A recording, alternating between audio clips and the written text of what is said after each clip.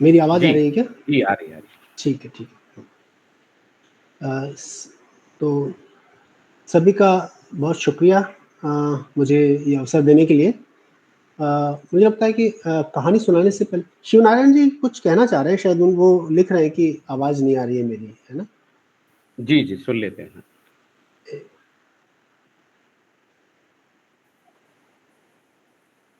अच्छा, अच्छा। ठीक ठीक है, ठीक है, ठीक है। हाँ, तो ये कहानी है इस्माइल ये हाथी। इस्माइल ने हाथी नहीं देखा था, लेकिन सुना था कि हाथी बहुत बड़ा होता है। वह अपने पापा को देखता था। पापा उससे काफ़ी बड़े थे। पापा कहते थे कि हाथी उनसे भी बहुत बड़ा होता है। इस्माइल सोचता, फिर तो हाथी कितना बड़ा होता होगा? पापा के ऊपर एक और पापा, नहीं, पापा के ऊपर एक और पापा, नहीं, नहीं, उनके भी ऊपर एक और पापा। इस तरह वह हाथी के बारे में भूल जाता और एक के ऊपर एक खड़े पापाओं के बारे में सोचने लगता।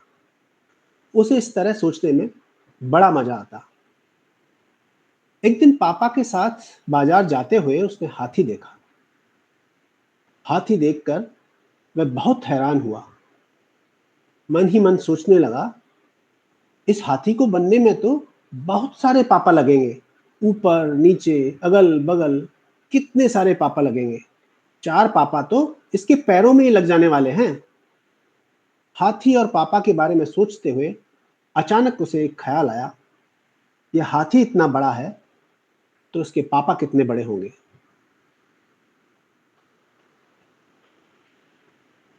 जी, ये इतनी है कहानी। बहुत अच्छे।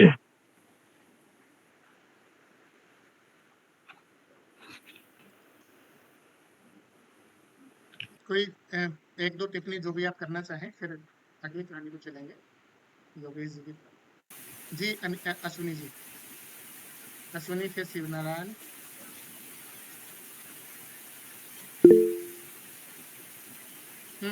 इनबॉक्स में भी आप अपनी टिप्पणी लिख सकते हैं। अश्विनी जी माइक बंद है आपका, आप बोल रहे हैं तो। अश्विनी जी माइक ऑन करिए। सभी को नमस्कार। प्रमोद जी नमस्कार। मैं मतलब मुझे बहुत अच्छी लगी, छोटी सी है कहानी, लेकिन बच्चे की कल्पना, तो बच्चा अपने कल्पना में किस चीज को क्या मान ले हम कह नहीं सकते, क्योंकि हम बच्चों के साथ काम करते हैं। तो मैं बच्चों की कल्पना को जब सोचता हूँ, समझता हूँ या जानने की कोशिश करता हूँ तो बहुत एडवांस, और कहानी तो मुझे वाकई में बहुत अच्छी लगी और मैं इसको अपने बच्चों के साथ भी साझा करना चाहूँगा। धन्यवाद। जी, नरेंद्र, फिर गपोड़िया जी, फिर हेमंत जी। जी नरेंद्र। तो सभी को नमस्कार।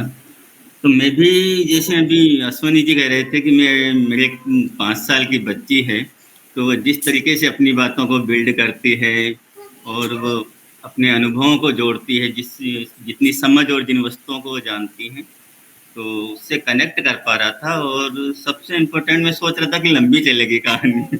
तो कई बार ऐसा लगता है कि हाँ अभी तो बिल्ड हो रही है, अभी कुछ और होना है, तो वो एक सरप्राइज सा बना रहता है। लेकिन जहाँ पर आकर फिर वो ख़त्म होती है तो हमें लगता है कि कुछ कम समय में कम शब्दों के साथ भी हम 4-5 मिनट बच्चों से इंटरेक्ट होकर भी बहुत कुछ कह सकते हैं और बहुत कुछ बातचीत का जरिया बना सकते हैं। धन्यवाद। जी, गपोड़िया जी, फिर हेमंत जी।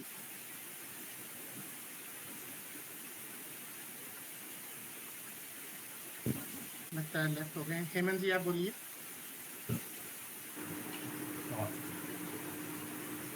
हेलो, हाँ सभी को नमस्कार।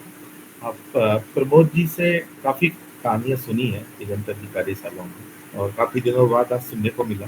कहानी जब सुन रहे थे तो ऐसा लग रहा था कि कुछ अभी और होगा, और ये कहानी की खासियत होती है कि मतलब सुनने वाले को ये लगता रहे कि आगे कुछ होने वाला है। तो बहुत ही सुंदर तरीके से प्रमोद जी जो हमेशा सुनाते रहे हैं, तो काफ़ी अच्छी तरह से बहुत छोटी कहानी को भी इतना सुंदर तरीके से सुनाया कि लग रहा था कि अभी और सुनने की इच्छा है। मतलब तो बच्चों में ये जो जिज्ञासा वाली जो बात है कि लगातार उससे जुड़े हुए रहना और अपेक्षा करना कि आगे कुछ और होगा, तो उस कहानी की खासियत के साथ में प्रमोद जी ने काफी अच्छी तरह से प्रस्तुत किया। धन्यवाद प्रमोद जी।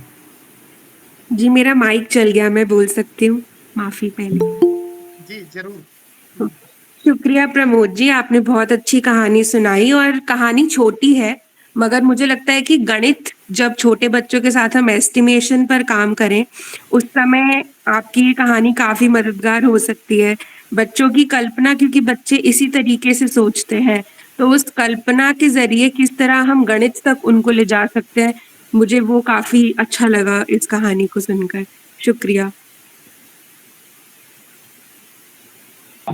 सब लोगों का को नमस्कार, प्रणाम।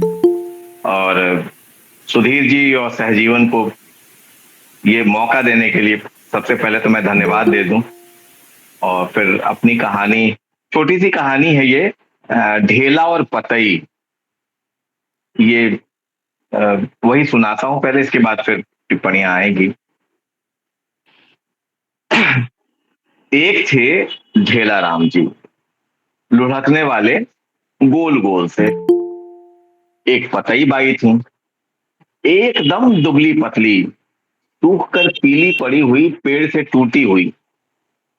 हवा ने फूंक मारी, बस उड़ चली सर, यहां से वहां, फिर पुट्ट से नीचे गिरी। एक दिन ढेला राम को ठोकर लगी, ढेला राम लुढ़क पड़े, कड़ कड़ हा हा गड़ गड़। उफ, तो फिर लुढ़कना पड़ा, ढेला राम ने सोचा। उधर पतई बाई भी डोलती फिर रही थी, टकरा गए दोनों। आवाज आई, अर चुर बुर। पतई बाई कराह कर बोली, तुम कौन हो जी?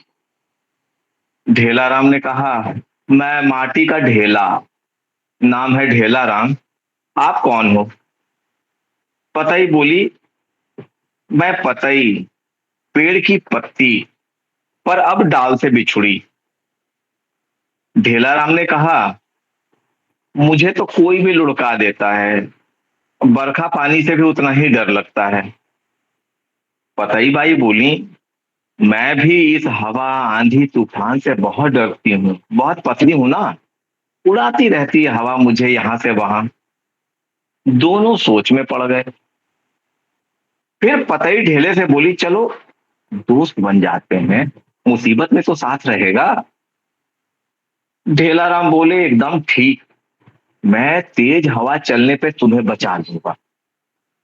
पर कैसे? पतई बाई ने पूछा। मैं तुम्हें दबा लूंगा, पर बरसात से तुम मुझे बचाना। ढेला राम ने कहा, ठीक है, मैं तुम्हें ढक लूंगी, बारिश के बूंदों से बचा लूंगी। पतई बोली। दोनों दोस्त बन गए। अब पर एक दिन आंधी आ गई। ढेला राम ने पतई बाई को दौड़कर दबाया। अरे दोस्त धन्यवाद, मैं तो उड़ ही जाती, पतई ने कहा। पर तब तक टपाटप बारिश की बूंदें पड़ने लगी। पतई बाई ने ढेला राम को पूरी तरह ढक लिया, लेकिन अब दोनों नहीं बच पा रहे थे।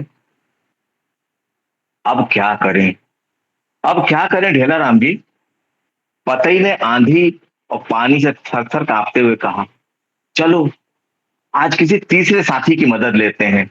ढेला राम ने तेजी से लुढ़कते हुए कहा। दोनों लुढ़क कर बरगद के पेड़ की जड़ में छुप गए। अब ना आंधी पतई को उड़ा सकती थी, नहीं बारिश ढेले को गला सकती थी। आंधी मेह के गुजरने तक दोनों पेड़ की जड़ की ओट में बैठे रहे। इस तरह एक दूसरे की सूझबूझ से दोनों की जिंदगी पहले से भी अधिक खुशहाल हो गई।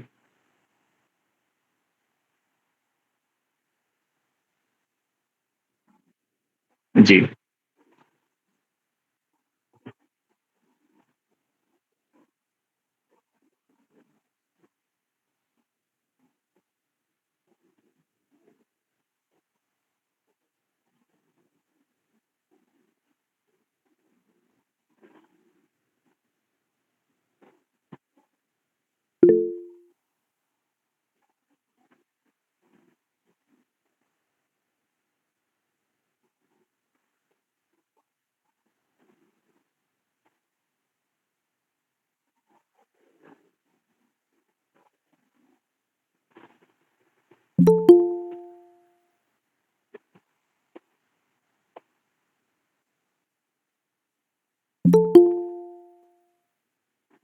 राजश्री जी आपका माइक बंद है, आपकी आवाज नहीं आ रही है।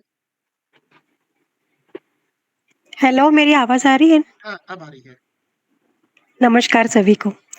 तीनों कहानियाँ बहुत अच्छी थी और ढेलाराम की कहानी बहुत मज़ेदार थी। पतई का पहले मुझे पता ही नहीं चल रहा था कि पत्ती पतई हो सकती है, पर नाम भी बहुत अच्छा था उसका। बहुत मज़ेदार कहानी लगी मुझे ये। बच्चों को ज़रूर सुनाऊँगी मैं। धन्यवाद। डॉक्टर नितिन, और डॉक्टर नितिन के बाद इधर से मधु, और फिर आगे। जी डॉक्टर नितिन। सभी को नमस्कार। नमस्ते। मैं थोड़ा लेट हो गया, दूसरी कहानी से मैं शुरुआत हुई मेरी। दूसरी कहानी को मैं कहूँगा तो एक कल्पना के बारे में, जो उसमें एहसास होता है कि एक बच्चे का, अगर हम इमेजिन करें कि कोई बच्चा है, तो वो एक कल्पनाशील हो सकता है, यानी कि वो कल्पनाशील तो उसको होना ही चाहिए। तो कहानी का सुनाने का भी अंदाज इतना प्यारा था कि पापा, एक पापा, दो पापा और चार पापा तो टांग में ही आ जाएंगे। यानी कि पापा को कल्पना करते हुए हाथी का निर्माण करना, ये अपने आप में एक कल्पना का अच्छा उदाहरण भी है। और कहानी के माध्यम से हम समझ पाते हैं कि किस तरीके से हमें कल होना चाहिए समाज के लिए। और दूसरी कहानी भी काफ़ी अच्छी थी। और दोनों कहानी में जो कहानी सुनाने का जो अंदाज है, यही कहानी का मेन रस है। अगर आप कहानी में खो गए, चाहे वो छोटी है बड़ी है, मुझे लगता है कि वो सबसे श्रेष्ठ है। और मैं इनको बहुत बहुत धन्यवाद देना चाहूँगा कि हम आपने कहानी सुनाई और बहुत अच्छा लगा। धन्यवाद। जी इधर से मधु बोलना चाह रही है, फिर आगे चलेंगे। अच्छा, अगली कहानी फिर से प्रमोद जी से सुनेंगे। जी। तीनों कहानीकारों को मैं दिल से जो है स्वागत करती हूँ। कितनी उम्दा किस्म की कहानियां जो है सुनी हूँ। बहुत बड़ी बड़ी कहानियां पढ़ते हुए मैं तो ये भी बिल्कुल भूल गई कि बच्चों की भी कहानियां होती है और इतनी छोटी होती है। सबसे पहले मैं अनिल जी की कहानी की बात करूं, बंदरों की जल समाधि बिल्कुल दिल को छूने वाली और बहुत ही मार्मिक कहानी है। और हम बहुत बार ये भूल ही जाते हैं कि जितनी भी सरकारी परियोजनाएं हैं या दूसरी हैं, हम एक पहलू को छूते हैं और दूसरे को भूल जाते हैं। किस तरह से जो है बंदरों का अनादर हुआ और वो जो है मर गए।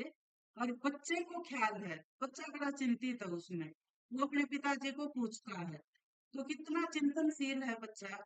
ऐसे ही दूसरी कहानी है, वो हाथी की है। नाम से ही ऐसे था कि वो बहुत बड़ी कहानी होगी, हाथी का स्वरूप बहुत बड़ा है। और किस तरह से जो है प्रमोद जी ने बहुत अच्छे अंदाज और बेहतर शैली में मुझे तो ये सोचने के लिए मजबूर कर दिया कि नाम से था बड़ा, जैसे बहुत बड़ी कहानी सुनाएंगे, लेकिन इतनी छोटी कहानी भी इतनी बेहतर हो सकती है। और ऐसी ऐसी कहानियां जो हम तो भूल चुके हैं कि इतनी छोटी भी कहानी है, बच्चे को बहुत आनंद आएगा। और छोटे बच्चों के लिए तो बहुत कुछ सोचने की ये कहानी है। तीसरे इंग्लिश जी है, ढेला और पतई। इससे भी ऐसे लग रहा था कि जो है पता नहीं कितना कुछ कहानी चलेगी, लेकिन ये देखिए कि जीवन में दोस्ती का होना कितना जरूरी है। मतलब दोस्त होंगे तो हम कैसे आगे बढ़ते हैं। और पत्ते ने और किस प्रकार मिट्टी के ढेले ने दोस्ती की, तीसरी की और अपना जीवन बचाया। तो तीनों ही बहुत ही बेहतर कहानियां हैं। धन्यवाद। वैसे तो सिस्टम से अनिल जी से हमें कहानी सुननी चाहिए, पर मैंने अनिल जी से पहले ही बात की थी कि अनिल जी की कहानी से शुरू करेंगे और अनिल जी की कहानी पे समाप्त करेंगे। तो अभी प्रमोद जी मेरे ख्याल से कहानी प्रमोद जी सुनाए, और प्रमोद जी के बाद फिर से एक कहानी, मुझे लगता है हमारे पास सफिशिएंट टाइम रहेगा, तो फिर दोबारा योगेश जी सुनाए और फिर आखिर में अनिल जी अपनी कहानी सुनाएंगे। जी जी प्रमोद जी, फिर से दूसरी ठीक है। कहानी। ये दूसरी कहानी है, ये भी हाथी, इसमें भी है हाथी की दोस्त, इसका शीर्षक है। ये मैं शुरू करता हूँ। हाथी की दोस्त। हाथी चाहता था कि उसका भी कोई दोस्त हो। यही सोचकर वह दोस्त ढूंढने निकला। सबसे पहले उसे एक भालू मिला। उसने भालू से कहा, तुम मेरे दोस्त बन जाओ, हम ढेर सारी बातें करेंगे। भालू बोला, तुम कुछ ज्यादा ही ऊंचे हो, तुमसे बात करने के लिए मुझे अपनी गर्दन यूं उठानी पड़ती है, उसने अपनी गर्दन ऊंची उठाते हुए कहा। हाथी उदास होकर वहां से आगे चला। रास्ते में उसे एक लोमड़ी मिली। वह अपनी नाक यहां वहां लहरा रही थी। उसे जंगल की खुशबू अच्छी लग रही थी। उसे जंगल की खुशबू अच्छी लगती थी। हाथी ने लोमड़ी से कहा, लोमड़ी, तुम्हारी नाक कितनी सुंदर है, एकदम सीधी और आगे से बस जरा सी उठी हुई। तुम मेरी दोस्त बन जाओ, फिर हम साथ साथ घूमेंगे, जंगल को सूंघेंगे और मजे करेंगे। हाथी के बोलने से लोमड़ी के आनंद में खलल पड़ा। उसने तुनक कर कहा, मेरी नाक के बारे में तो सही फरमाया, मगर अपनी नाक भी देख लेते, एकदम जमीन तक पहुंच रही है, जैसे कि बरगद की जड़ लटक रही हो। यह सुनकर हाथी का दिल टूट गया। उसका गला सूखने लगा। वह भारी मन से पानी पीने नदी पर गया। उसने ढेर सारा पानी पिया, खूब सारा पानी पिया, पर उसकी प्यास नहीं बुझी। तभी नदी में उसे मछली दिखी। उसने मछली से कहा, तुम मेरी दोस्त बन जाओ, मैं तुम्हें जमीन के किस्से सुनाऊंगा, तुम मुझे पानी के किस्से सुनाना। मछली ने तैरते हुए इशारे में समझाया कि तुम्हारे कान तो इतनी दूर हैं कि मेरी आवाज ही उन तक नहीं पहुंच सकती। हाथी निराश हो चुका था। उसने काफी सारा पानी अपनी सूंड में भरकर यहां वहां उछाला, कुछ अपनी पीठ पर डाला। वह धीमे कदमों से लौटने लगा। तभी उसे एक चींटी दिखाई दी। उसने सोचा, एक बार चींटी से भी पूछ ही ले, ज्यादा से ज्यादा मना करेगी। उसने चींटी से कहा, वैसे तो मैं बहुत ऊंचा हूं, मेरी सूंड बरगद की जड़ों की तरह जमीन तक पहुंच रही है, मेरे कान तुमसे बहुत दूर हैं, लेकिन फिर भी तुम मेरी दोस्त बन जाओ ना। चींटी तुरंत बोली, मैं कब से तुम्हारे जैसा दोस्त ढूंढ रही थी। तुम इतने ऊंचे हो कि तुम्हारी पीठ पर चढ़कर दूर तक जंगल देखा जा सकता है। तुम्हारी सूंड एकदम मुझ तक पहुंच रही है, इसलिए मुझे आने वाली सारी खुशबुओं तक पहुंच सकती है। तुम्हारे कान इतने बड़े हैं कि मेरी बारीक आवाज भी उन तक पहुंच जाती है। तुम्हारा शरीर तो खुद एक दुनिया जितना बड़ा है, कभी कभी उसकी भी सैर की जा सकती है। इतना कहकर चींटी हाथी की सूंड से ऊपर चढ़ गई और हाथी धीमे धीमे झूमते हुए चलता रहा। चलिए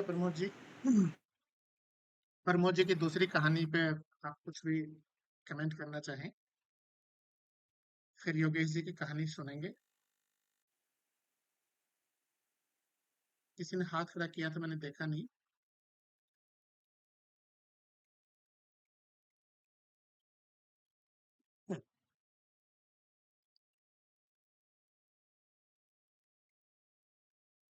अश्विनी जी कह रहे हैं नेगेटिव से पॉजिटिव की हो। जी डॉक्टर नितिन। हाँ जी, ये कहानी भी काफी खूबसूरत थी और इस कहानी से तो काफी कुछ सीखने को भी मिलता है। एक तरीके से नैतिक ज्ञान की आप किसको किस नज़र से देखते हैं, इससे बहुत कुछ फर्क पड़ता है उस इंसान पे भी और आपकी दोस्ती, आपके व्यवहार पे। और जय आदमी को हमेशा अच्छा बोलना चाहिए, ऐसा बोलना चाहिए जैसे कबीरदास ने कहा है, ऐसी वाणी बोलिए मन का आपा खोए, और उनको शीतल करे आपको शीतल होए। तो ये बहुत कुछ सीखने वाली कहानी है। बहुत बहुत धन्यवाद। जी भरत जी कह रहे हैं कि बहुत अच्छी कहानी थी और कहानी सुनाने का अंदाज ही बहुत अच्छा था। नरेंद्र और फिर अश्विनी जी की सुन के फिर अगली कहानी को योगेश जी वाली कहानी को सुनेंगे। आखिर में फिर कुछ टिप्पणियां थोड़ी आखिर में चर्चा करेंगे अनिल जी की कहानी के बाद। जी नरेंद्र जी। हाँ, तो ये कहानी भी बहुत अच्छी थी प्रमोद जी की। और मैं भी काम किया है काफ़ी बच्चों के साथ। तो कई बार बच्चे, चाहे अपने बच्चे हों या छोटे बच्चे, वो एक इमेजिनेशन बना लेते हैं कि उस कहानी में अगर कोई पात्र बुरा होता है या उसकी बुराइयां की जाती है तो वो उसी तरीके से उसको समझने लगते हैं। तो मुझे लगता है कि इस तरह की दोनों तरह की कहानियां, जहाँ पर कुछ ऐसी हो जहाँ पे उस पात्र के बारे में कुछ भला बुरा कहा जा रहा हो, उसके आकार के बारे में, उसके रंग के बारे में किसी भी तरीके से, और दूसरी उसी तरह की कहानी सुनाई जाए जहाँ पे उनकी सारी उसी चीज़ों को एप्रिशिएट किया जा रहा हो और बताया जा रहा हो कि मतलब दोस्ती करने के लिए किस तरीके से या कोई भी संबंध बनाने के लिए, कोई भी बात करने के लिए, तो एक अच्छा बहुत ही आदर्श वाक्यों में नहीं या बहुत ही मतलब कोई उस तरह की वोकैबुलरी ना यूज करते हैं भी बच्चों को मैसेज दिया जा सकता है कि मतलब हर प्राणी, हर इंसान कितना मतलब महत्वपूर्ण होता है इस प्रकृति में और हमें उसके साथ मतलब किस तरीके से व्यवहार करना चाहिए। तो बिना कुछ कहे बच्चों को मतलब बहुत कुछ कहा जा सकता है इस तरह की कहानियों से। तो बहुत अच्छा लगा। Thank you Pramod ji. जी अश्विनी जी, अश्विनी जी माइक मैं तो मैं जो मैंने कहानी सुनी प्रमोद जी की, मुझे इस कहानी से बहुत कुछ सीखने को मिला, देखने को। मैं तो एक बात सिंपल सी छोटी सी कहना चाहूंगा कि हमें हर व्यक्ति में कुछ ना कुछ सकारात्मक होता है, लेकिन हम नकारात्मकता की ओर ज्यादा भागते हैं। तो हमें नकारात्मक चीजों को ना देखकर सकारात्मक चीजों को ही देखना चाहिए और जहां पर भी कुछ ना कुछ सीखने को मिले उसको अडॉप्ट करना चाहिए। धन्यवाद। और